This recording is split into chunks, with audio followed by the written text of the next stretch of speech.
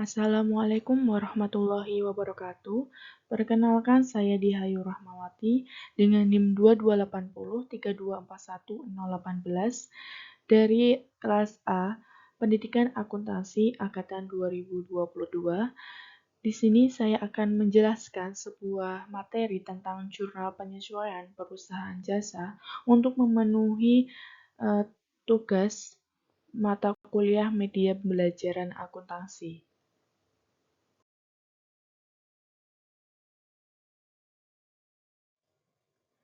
Sebelum kita mengetahui apa itu jurnal penyesuaian perusahaan jasa, kita harus mengetahui tentang pencatatan akuntansi itu apa. Secara umum, terdapat dua dasar pencatatan akuntansi yang biasa digunakan oleh perusahaan. Nah, yang pertama itu disebut accrual basic yang didasarkan pada waktu terjadinya. Yang kedua, cash basic yang didasarkan pada penerimaan dan pengeluaran kas yang terjadi.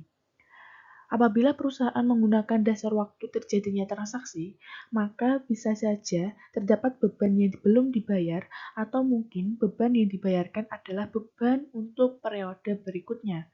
Selain itu, suatu perusahaan mungkin juga memiliki penghasilan yang masih harus diterima atau terdapat penghasilan waktu periode yang akan datang tetapi telah diterima.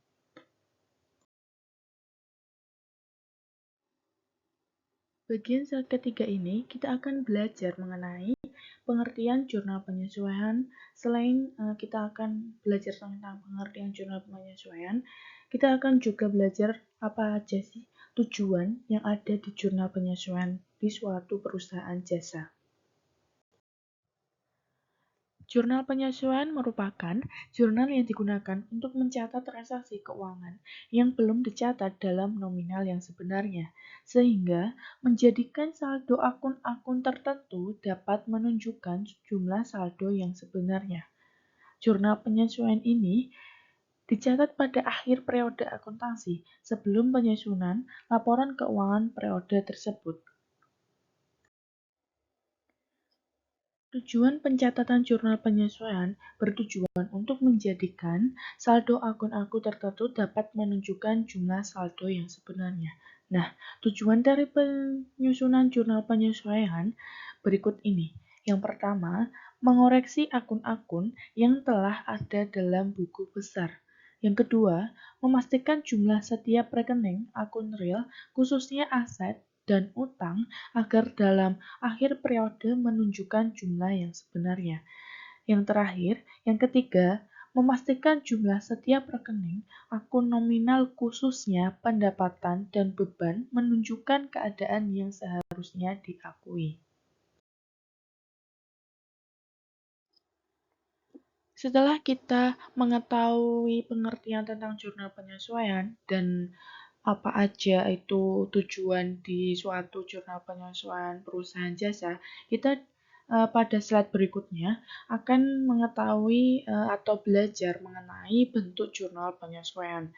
Nah, nanti dari teman-teman akan mengetahui bagaimana tata letaknya di suatu jurnal penyesuaian, tata letaknya tanggal di mana, keterangan di mana, ref, dan debit dan kredit itu di mana.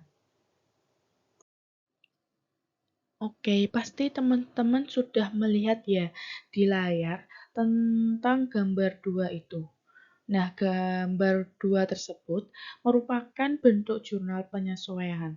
Pasti teman-teman bertanya-tanya, apa ya yang dimaksud tanda petik pertama dan apa yang dimaksud dengan tanda petik 2 itu.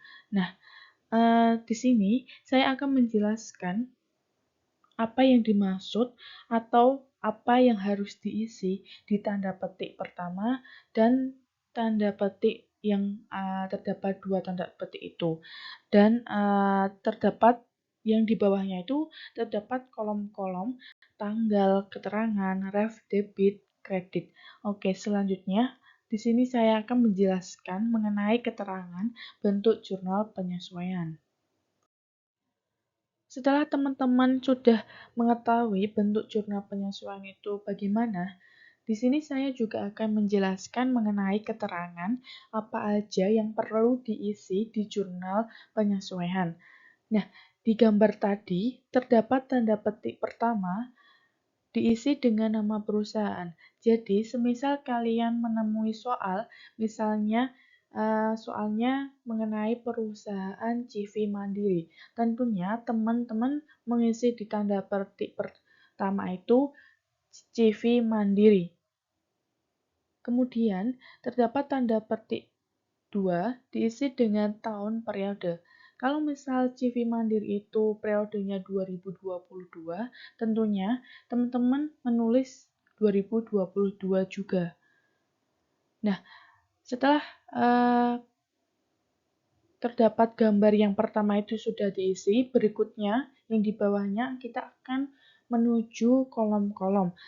Terdapat kolom tanggal, keterangan, ref, debit, dan kredit. Nah, kolom pertama ini, tanggal, tentunya diisi dengan tanggal. Kolom kedua, terdapat keterangan, diisi dengan nama akun jurnal penyesuaian yang bersangkutan. Kolom ketiga, yaitu ref, di sini diisi dengan nomor akun. Kolom keempat, debit, diisi dengan nominal akun sesuai perlakuan debit. Kolom terakhir, yaitu kolom kelima, yaitu kredit, diisi dengan nominal akun sesuai perlakuan kredit. Baik teman-teman, setelah kita mengetahui tentang pencatatan akuntansi, pengertian jurnal penyesuaian, tujuan-tujuan yang ada di jurnal penyesuaian perusahaan jasa, bahkan kita juga sudah belajar mengenai bentuk jurnal penyesuaian perusahaan jasa itu bagaimana. Nah, selanjutnya kita akan belajar mengenai akun yang perlu disesuaikan di suatu perusahaan jasa. Oke, akun yang perlu disesuaikan itu yang pertama, beban dibayar di muka. Beban dibayar di muka terjadi ketika seseorang telah mengeluarkan uang untuk membayar suatu beban terlebih dahulu sebelum haknya diterima, artinya beban tersebut akan memberikan manfaat di masa yang akan datang. Contohnya, akun beban dibayar di muka adalah sewa dibayar di muka, asuransi dibayar di muka, dan lain-lain.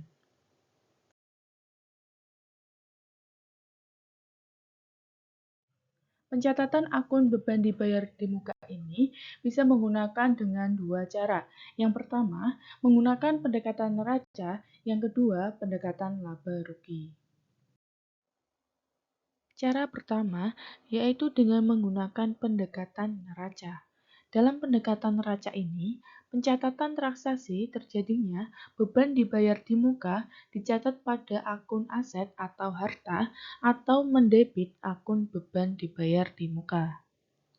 Sehingga di jurnal penyesuaian nanti, pencatatannya memindahkan posisi dengan mengkredit akun beban dibayar di muka. Nominal yang dicatat dalam jurnal penyesuaian adalah nominal beban yang sudah terjadi atau telah dibebankan selama periode tersebut. Cara yang kedua adalah menggunakan pendekatan laba rugi. Dalam pendekatan laba rugi, pencatatan transaksi terjadinya beban dibayar di muka dicatat pada akun beban atau mendebit akun beban. Sehingga di jurnal penyesuaian nanti, pencatatannya memindahkan posisi dengan mengkredit akun beban. Nominal yang dicatat dalam jurnal penyesuaian adalah nominal beban yang belum terjadi atau belum dibebankan selama periode tersebut.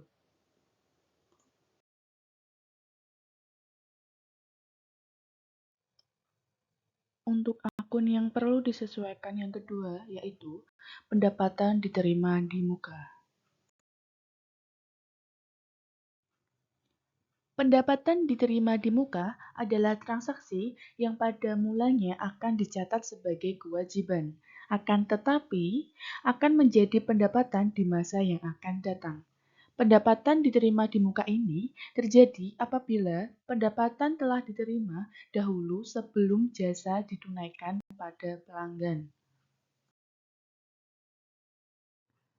Pada slide ini terdapat topikan lanjutan mengenai pendapatan diterima di muka. Pencatatan akun ini juga dapat dilaksanakan dengan dua pendekatan, yaitu yang pertama pendekatan neraca, yang kedua pendekatan laba rugi. Cara yang pertama menggunakan pendekatan neraca. Pada saat transaksi akun yang dicatat adalah akun utang atau mengkredit akun pendapatan diterima di muka, kemudian pada jurnal penyesuaian memindahkan posisi dengan mendebit akun pendapatan diterima di muka. Nominal yang dicatat adalah nilai yang sudah menjadi pendapatan real perusahaan dalam suatu periode.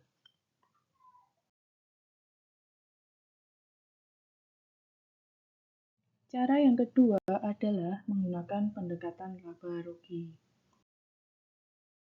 Dalam pendekatan laba rugi, pada saat terjadinya transaksi, akun yang dicatat adalah akun pendapatan atau mengkredit akun pendapatan.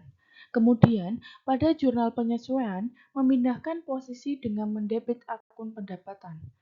Nominal yang dicatat adalah nilai yang belum menjadi pendapatan real di suatu perusahaan dalam suatu periode.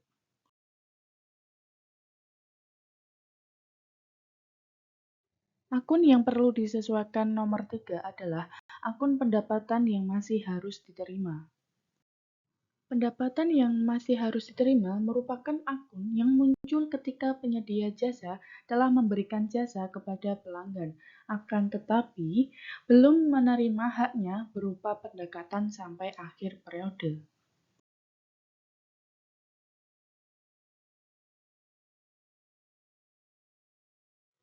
Akun yang perlu disesuaikan yang nomor 4 adalah akun beban yang masih harus dibayar. Beban yang masih harus dibayar yaitu beban yang akan menjadi utang atau kewajiban bagi suatu perusahaan. Hal tersebut karena beban telah terjadi akan tetapi belum dibayarkan sampai akhir periode.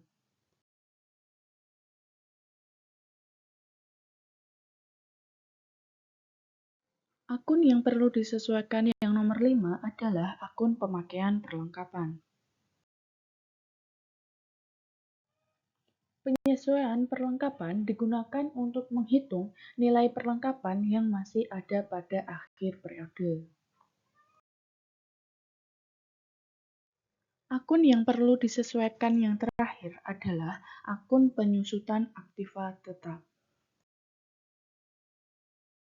Aktiva tetap perlu disesuaikan karena akan mengalami penyusutan dari tahun ke tahun sampai pada akhir masa ekonomisnya. Pictet penyesuaian dilakukan dengan mengalokasikan dana pembelian aktiva tetap ke tahun-tahun selama aktiva tetap digunakan. Sehubung materi yang sudah saya sampaikan sudah selesai, sebelum saya tutup, saya akan memberikan sebuah kata-kata atau quotes dari Ria Sukmawijaya atau panggilannya Ria SW. Bagi teman-teman yang sedang dalam melakukan hal yang baru, ini quotes-nya sangat bagus teman-teman. Untuk memacu semangat kita untuk mencoba hal yang baru, untuk mengupgrade diri menjadi yang lebih baik. Quotes-nya adalah, sebenarnya apa yang kita harus takutkan itu bukan kegagalan, tapi yang sudah tidak berani mengambil resiko dan tantangan.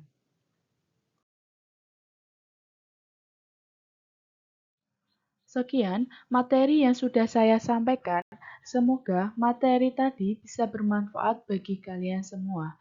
Terima kasih. Sampai jumpa di materi selanjutnya. Wassalamualaikum warahmatullahi wabarakatuh.